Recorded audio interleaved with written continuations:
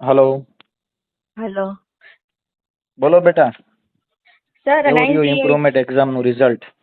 સારું આવ્યું સર. 98 આવી ગયા 80 માંથી કેમેસ્ટ્રીમાં. 98?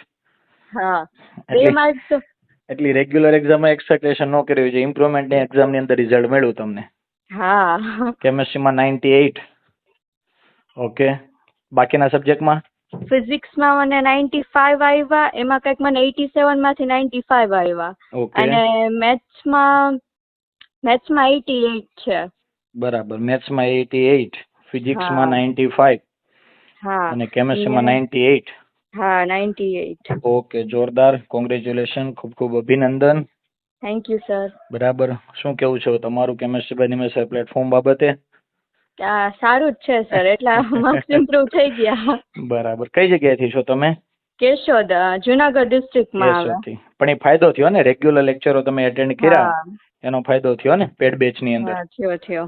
બસ બેટા, રેગ્યુલર મહેનત કરો, રેગ્યુલર લેક્ચર જો, એક્ઝામ આપો એટલે રિઝલ્ટ મળે જ ચોક્કસ.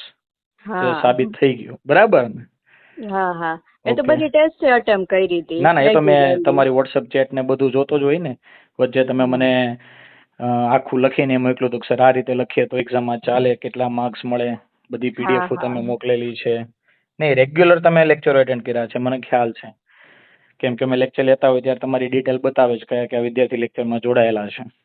હા, લેક્ચર તો મેં ઓલું મતલબ એ તો બધું લાઈન ટુ લાઈન મેં તો નોટ્સ પણ લખી હતી. તમે જે હમ. મતલબ ક્લાસમાં કહેતા હોય ને કે ઓળી આ વસ્તુ તમારા આઈએમપી ટેક્સ્ટ બુકમાં મેં અલગથી જ નોટ્સ જ પૂરી લખી હતી કે એક્ઝામ ટાઈમે એન્ડમાં રિવિઝન કરવા માટે હા. ટાઈમ ન લાગે. એટલે જ મેં લેક્ચરની અંદર જ હું કહેતો જતો હતો ને કે જે વસ્તુ ઇમ્પોર્ટન્ટ છે એ તમે નોટ કરો. અને હા, આપણે ઈજી. સ્પેસિફાઈ કર્યું હતું કે ભાઈ એનસીઆરટી બુક ને લાલ પેન સાથે રાખો. હા બરાબર. ઓકે, ચાલો, ખૂબ ખૂબ અભિનંદન.